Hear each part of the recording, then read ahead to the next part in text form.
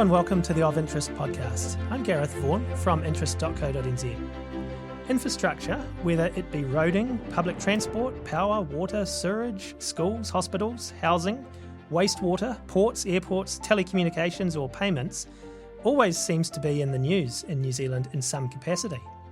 There's certainly a public perception that New Zealand's infrastructure isn't up to scratch and that we don't do big infrastructure projects very well. Is this fair and accurate? Just where is New Zealand's infrastructure at, and how could we improve it? To discuss this and more, I'm joined by Geoff Cooper. Geoff's the General Manager of Strategy at the New Zealand Infrastructure Commission. Hi Geoff, and welcome to the Of Interest podcast. Great to have you with us. Hi Gareth, yeah, really good to be here talking infrastructure. Look, to kick us off, could you perhaps tell us a little bit about your own personal background, but also just what the New Zealand Infrastructure Commission does, just in case any listeners aren't really aware? Yeah, sure thing. Well, my background is in economics, and I teach economics at the University of Auckland. But I started out my career at Auckland Council, working on big infrastructure projects in Auckland and land use planning decisions, and have since then spent a lot of time in New York, where I worked on infrastructure, both at the US Treasury and then with the European Bank of Reconstruction and Development in London. And then moved back here, and I've been with the Infrastructure Commission for the last sort of 3 or 4 years, an organisation that was set up in 2019. I think when there was this sort of recognition that we needed better independent advice on infrastructure and how to get the best out of the investments that we're making. And it's a Crown entity, isn't it? It's an ACE, an autonomous Crown entity, which means that we have a minister, yeah. Great. So obviously really interesting times for you guys with a new government coming in and looking at what they may want to do. But look, we'll try and leave the politics aside, and we'll try and look at the big picture stuff today, I think. So look, as an overview, how would you sum up, I guess, New Zealand's infrastructure position at the moment? Where are we at? Yeah, so the Commission did quite a bit of work on this when we put together the New Zealand infrastructure strategy. And what we wanted to do is really get an understanding over the next 30 years of what our infrastructure challenge is, in totality across all of the sectors that you've already mentioned. And when we're looking out these 30 years, we really see sort of 5 key drivers of infrastructure demand. And I think it's kind of useful just to go through those. The most common one that you hear is population growth, right? More people consume more infrastructure. When more people come in here, they take more showers, they want to use the roads, and so on and so forth. And, we have some 2/3 of all of our population growth going into just 6 areas, and half of that going into one area, which is Auckland, right? So, this narrative around infrastructure for new population is one that's front of mind. The second one is these two that are connected with climate change, right? So decarbonisation, and we need to be thinking about building a new west wind every year. So a significant build, particularly in the renewables space, and adaptation, resilience. And we've seen the effects of this just in the last year in the North Island weather events, how significant this can be from an infrastructure perspective. So we're expecting this to be bigger moving forward. The fourth one is levels of service, right? And if you work in local government, you know this one all too well, which is that your constituents are expecting more out of the infrastructure services they have. We're thinking more about, people call it co-benefits, right? Like what else can we get out of infrastructure? Can we make it safer? Can we make it more equitable? And so on and so forth. And so when we're looking at replacement costs of our assets today, when we actually go to replace them, it turns out that they're much higher than we thought. We'll probably come back to that in a second. So that's the fourth one. And then the fifth one, and probably the most significant, is maintenance and renewals, right? Often one that we don't think about, but it should in fact account for about 60% of total infrastructure spent. And the more infrastructure you have, of course, the more operational costs, the more maintenance and renewals you have. So these really are the 5 big drivers of infrastructure that we have right now. Okay. So we also hear about having an infrastructure deficit quite a bit. And you guys at the New Zealand Infrastructure Commission, you commissioned a report in 2021 from consultancy, Sense Partners, where they sort of put a figure on this deficit. What do we mean when we talk about an infrastructure deficit, and where did it come from? Why do we have it? I mean, it's a really good question. What is an infrastructure deficit? What's behind the numbers? And how does it stack up against what we need to do as well? I mean, in simple terms, the deficit is the infrastructure we haven't built to meet the expectations of today. And we've published reports on what that is. The Commission actually has moved away from the deficit narrative, and we're much more talking about this 30-year view, because the deficit, while it seems to sort of get in the media a lot, it actually is dwarfed compared to these other issues that I've just spoken to. So we've tended to sort of focus on these other things. The deficit itself has manifest because we had a big period of building infrastructure in the sort of 50s, 60s and 70s. And then that slowly came down and has stabilized at about 5 to 6% of GDP. And it actually has been at that level for some 20 years, right? So the deficit kind of emerges when you look at earlier rates of investment compared to more recent rates. Okay. So was this just a case really of, governments, local governments, putting off major investments, over the last 20, 30 years? Is that what sort of... Or was it... I mean, you talked about population before as well, and we've had a lot of population growth. We've got record net migration again now.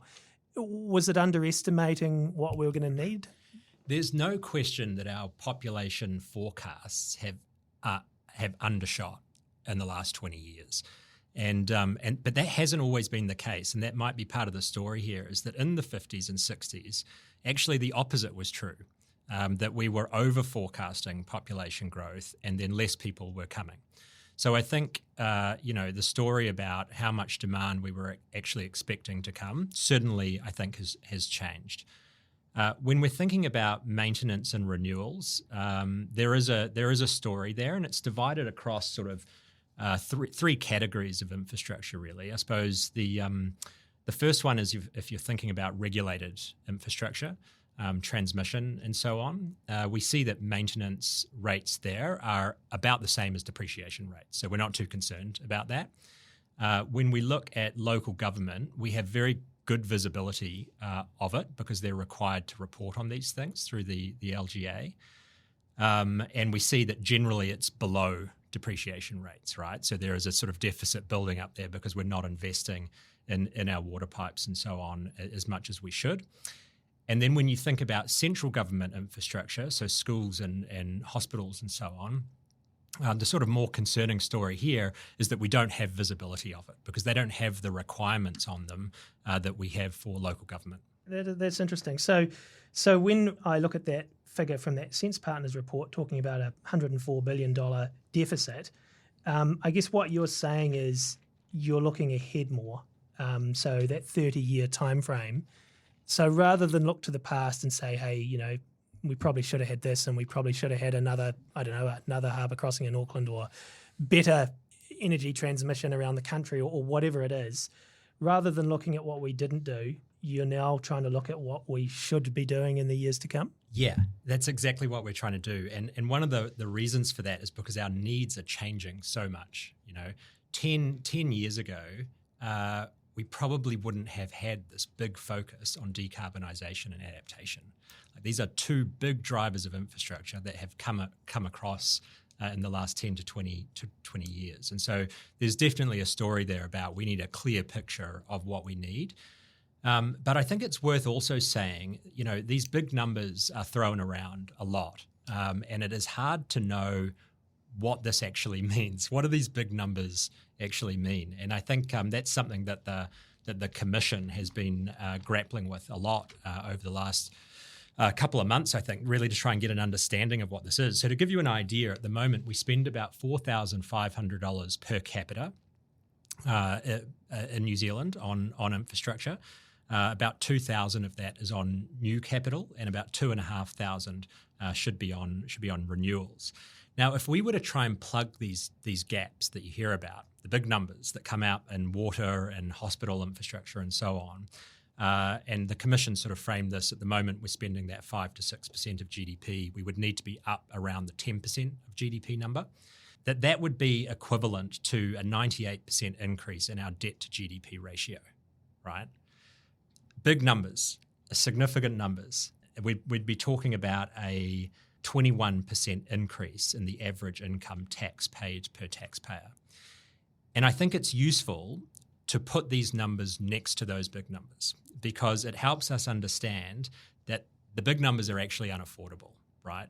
That you're probably going to struggle to convince New Zealanders to have a 21% increase in tax. And at the very least, it's going to be contestable, right? What are the other options? And that has really led the Commission to break down and diagnose the problem across 4 different dimensions. Okay, so the first one is making better use of existing infrastructure. How can we think about ways where we don't even need the infrastructure or we can reduce the amount that the infrastructure costs in the first instance? The second is to think about the funding and financing tools that we have. Yes, to raise more revenue, but ultimately to improve the incentives for use and provision of infrastructure so that we improve utilisation rates, spread peak loads, and so that we don't need so much capital investment. And then the last 2, which I think are really connected to where we will be going in this session, are around improving delivery, right? So better project selection. Let's choose the projects that give us the biggest bang for our buck and stick to those. And then streamline delivery, getting the job done as fast and as quickly as we can, and hopefully to time and to budget. Okay. Just on the, you talked about funding there, and obviously, the huge sums of money are thrown around here. But also, if you are looking to plug an infrastructure deficit or just even do big projects, obviously you need workers and you need the materials as well and the resources that you need to do it. So, that's also in a small country like New Zealand, that can be a pretty major challenge, can't it? Well, you're only as fast as your slowest runner, right? And the infrastructure strategy is structured along 2 dimensions. The first is outcomes. We talk about the things that we want. We want net zero carbon. We want circular economy. We want livable, affordable cities. And then the second section is about the inputs. What do you need to mobilize that? You need the workers. You need the technology. You need access to the land. You need good decision making. And so you need to get those inputs right if you're going to have any shot at getting the levels of service you want in the future. Obviously, we have had some major projects done in recent years in New Zealand, and I think of the likes of Transmission Gully that, obviously had its challenges and problems along the way, but is done. And then others like the Auckland Light Rail project that obviously was promised in an election back in 2017. There was a lot of to and froing about how we did it, where we did it, etc. And quite a bit of scoping work was done, but then we've had a change of government and that one's now, in the rubbish bin, so to speak. So I'm just interested around the decision-making, the project selection and delivery. What do we need to do to improve this? Yeah, well, I would sort of go back to some general points on big projects, right? Because it's going to inform the answers to some of those decisions here. And so when we're thinking about these big projects, and you've mentioned a few there, and there's plenty of these overseas, the first thing that I would say is that New Zealand's actually not that unusual with this kind of start-stop approach to infrastructure. And we're not that unusual when it comes to enormous cost overruns and delays in time, right? And it's an area that there's been a lot of research in just recently. And so we know that the sort of rule is that 1 in 10 projects hits budget, 1 in 10 hits time, and 1 in 10 hits benefits realization, right?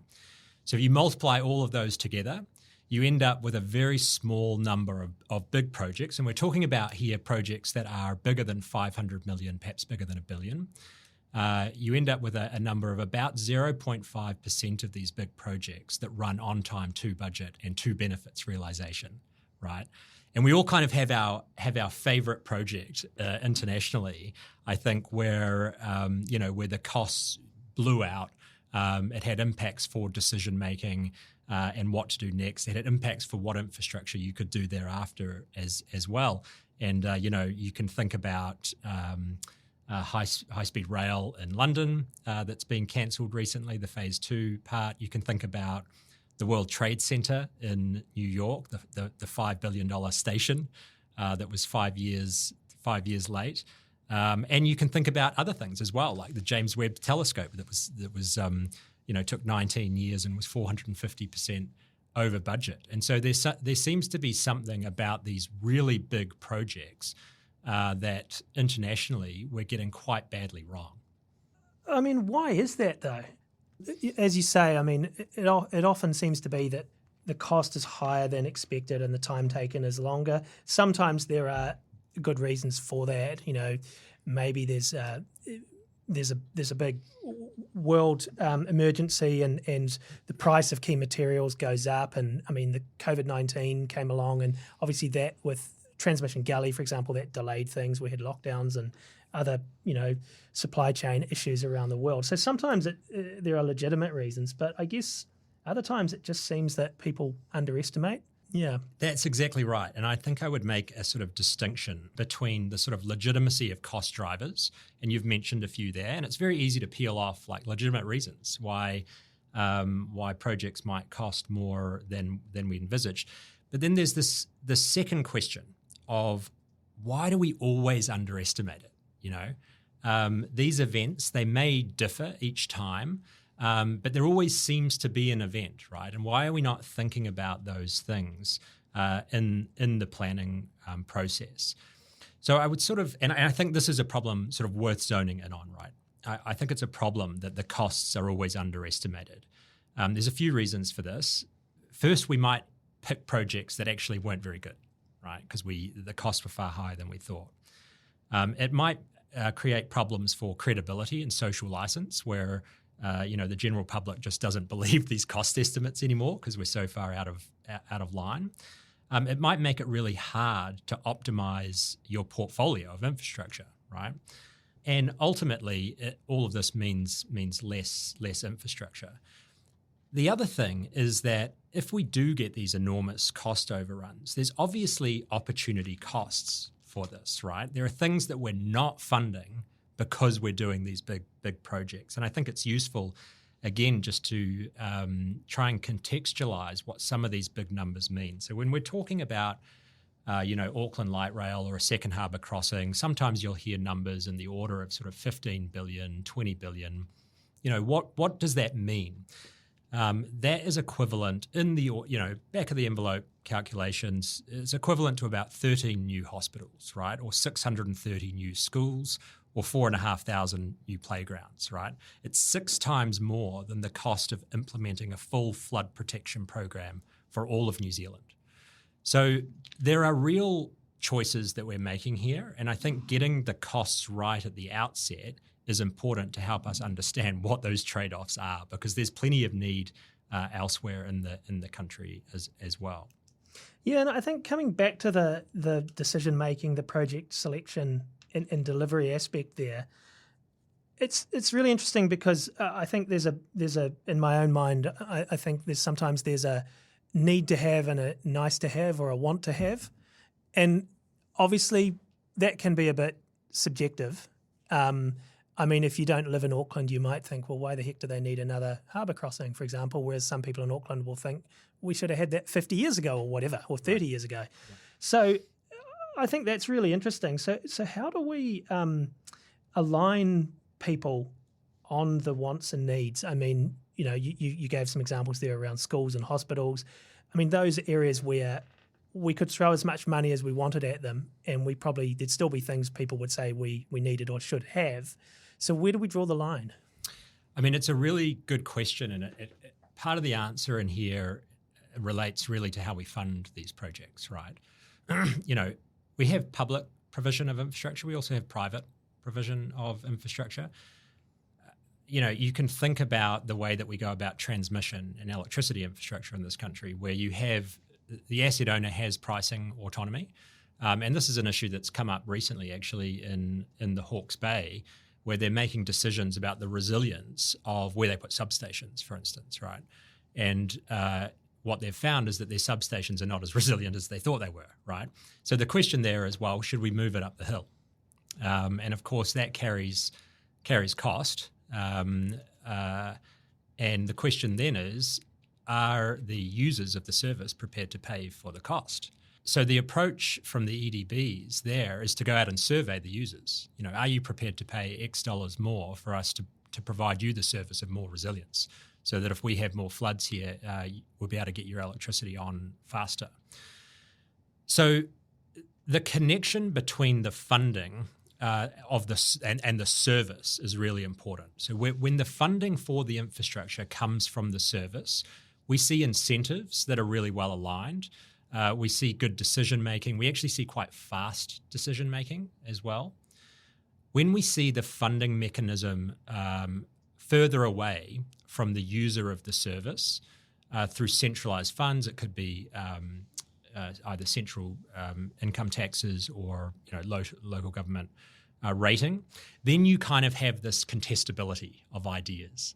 What's more important for any one individual? And it's in that arena that you get more debate, right? You get a lot less debate in the area where the funding is earmarked, ring-fenced and circled for a particular use to fund that infrastructure in a way that, say, Watercare is funding the Central Interceptor right now through water rates, right? So I think that funding decision is really material to what projects are in game for this sort of allocation of what's the highest priority. And that's something the Commission sort of said is actually, if we think about funding tools that better connect the user to the service, actually you'll get good decisions bubbling up from the ground up, from the locals, rather than from top down. And within that, you sort of seem to be suggesting too that if the users are paying for it, then the user pays model maybe. Is that the way to get the best results? Obviously that's not going to work in every situation though, is it? No, it doesn't work in every situation at all. You think about something like hospitals or schools or so on.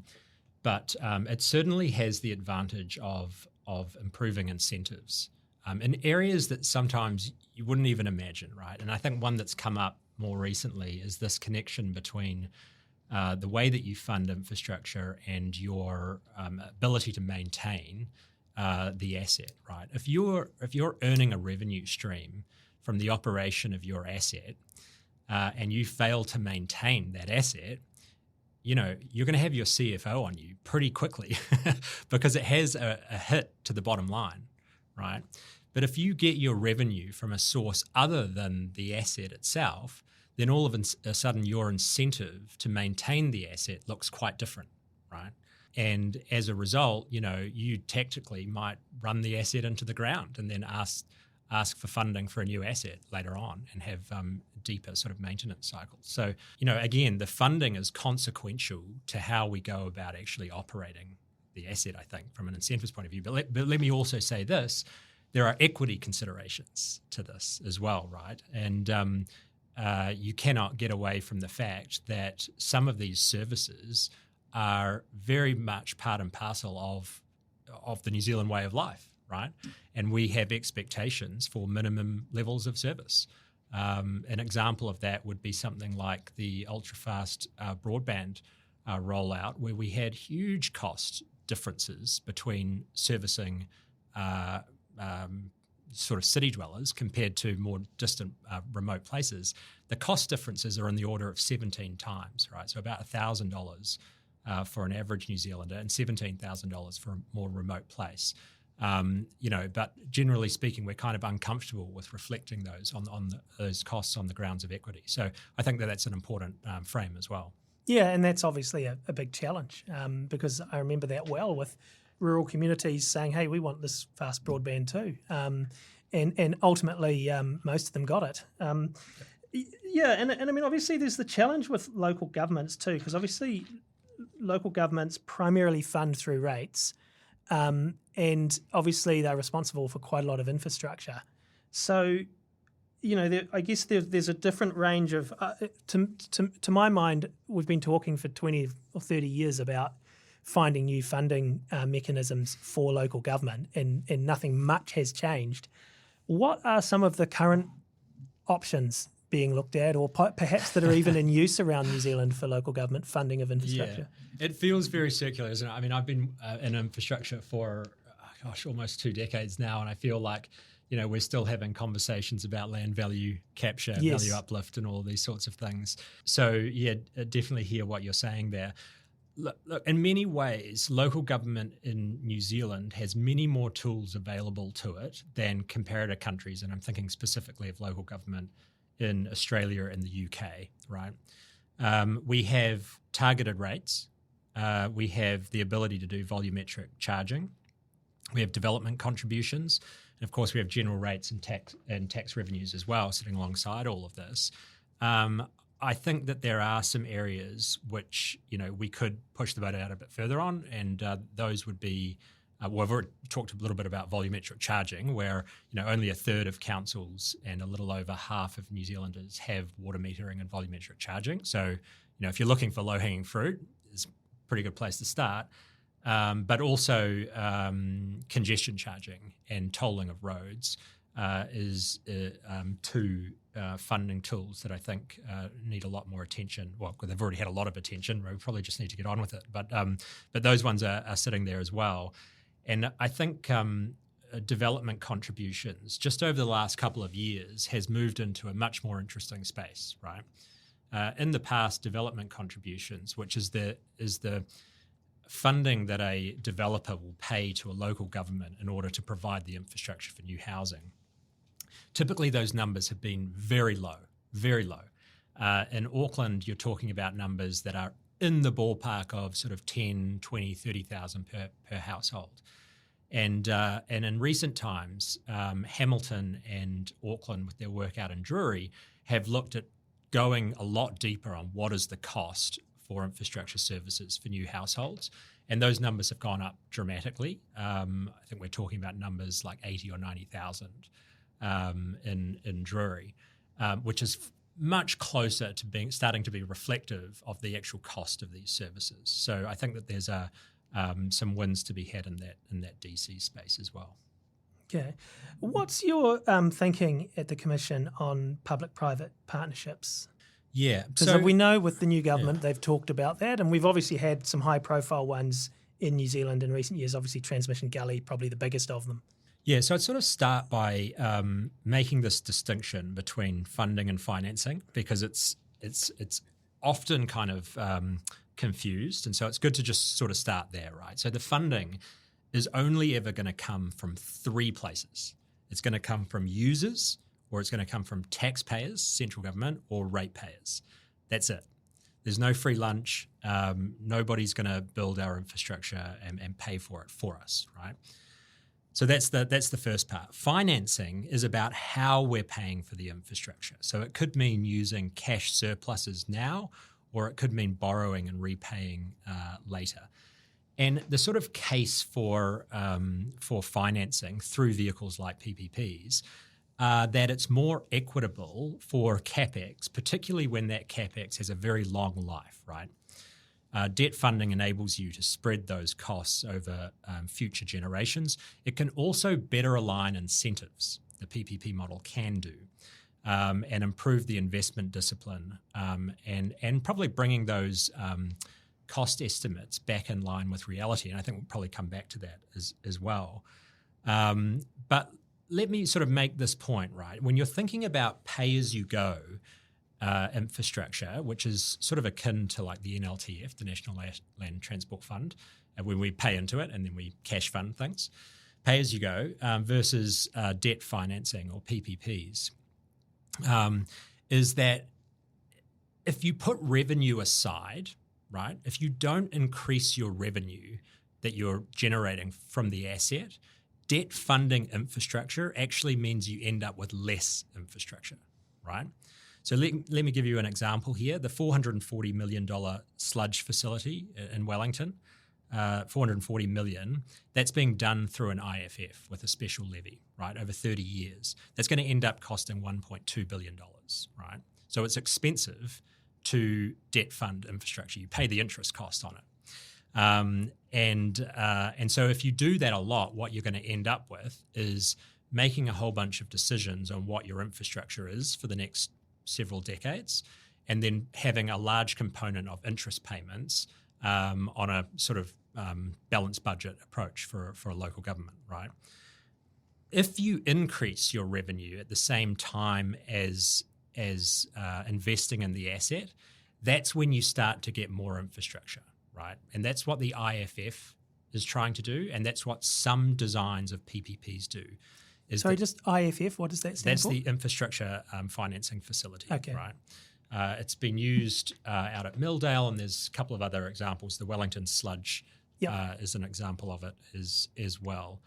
And in that instance there, what you have is a special levy that comes along with the IFF, and that creates a cash flow for you over a 30-year period, and then you can securitize that and finance it, get the capital to pay for the infrastructure up the front, but you'll end up with a little line item on your rates bill that says on top of the general rate, you're also paying this amount for the infrastructure. Okay, yep. Look, we talked about at the beginning resilience a bit, and obviously last summer's weather events in the upper North Island and Hawke's Bay did a lot of damage to a lot of infrastructure. So I'm just really interested in, I guess, resilience and sustainability. I mean, how resilient and sustainable is our infrastructure, and how can we improve it? And I think here about, State Highway 1 over the Brynderwyn Hills, the hill's been moving, they've been fixing it, it's been damaged again and more rain events. So there's the adaptation aspect as well.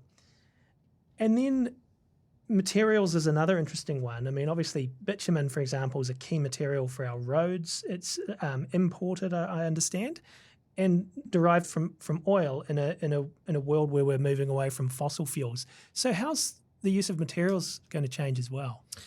Yeah, so I mean, great questions, and I think resilience and adaptation is very much, and to your last point there, mitigation, of course, is very much front of mind for the Infrastructure Commission. I think what we're dealing with here is uncertainty and risk, right? And as we're building our new infrastructure, what we're seeing is that the risks associated with climate change and the level of resilience that we need is far higher than what we thought. And in fact, a lot of our infrastructure is simply not designed for the level of resilience that we need today. And it's going to take decades to get it there, as you've seen with things like the earthquake re-strengthening. The difficult thing with resilience, of course, is out of sight, out of mind. It's very difficult to get the acceptance that we need to invest in something that you may or may not need in the future. And so it becomes a very difficult thing to sort of sell. But what I would say is that when you're thinking about risk management strategies more generally, infrastructure is one of a broad, sweeping spectrum of interventions that you might take, right? And so if you're thinking about sort of prevalence for flooding in a particular city, the way that you deal with risk could take the form of planning rules that prevent development in certain locations where the risk is really, really high, right through to financial instruments like insurance, where we say, okay, actually, this is a level of risk that people are going to have to deal with, and they can use insurance as a way of mitigating that, through to infrastructure, right? And infrastructure can be used to reduce risks and make areas more resilient, but of course it's very expensive. And what we're finding is that the option set that you have from a resilience point of view really is tightly tied to the density or the number of funders of that infrastructure, right? And so, it may be that really big cities, and I'm thinking about New York, or my favorite example is Tokyo. Tokyo invested billions of dollars, well, $1 or $2 billion, I think, into massive underground cathedrals, right, to allow itself to be resilient to flooding events that were similar to the one that we had in Auckland last year, right? So you go there, you can put enormous jets in these caverns are enormous, right? And they have future-proofed themselves to flooding, but it's very expensive. So how were they able to do that? Well, they've got a city of millions and millions of people, lots of funders. What we have in New Zealand is, some places approaching that. You think about the big cities here, Christchurch, Wellington, Auckland, that probably will have more options available to them. But then we have our regions that have a very low population density, actually. And these are places where funding this kind of resilience infrastructure is going to be extremely challenging. And when you do the numbers and divide by very small people there, either you don't do the infrastructure, or you have to get subsidies from elsewhere in the country. Yeah, and I mean, you it's interesting. You mentioned Japan, and obviously, like New Zealand, it's an earthquake-prone country as well. So floods are perhaps more top of mind right now, especially here in Auckland, given what happened a year ago. But we have to remember a lot of these remote parts of New Zealand are earthquake-prone as well, as are our cities. So there's a lot of challenges there.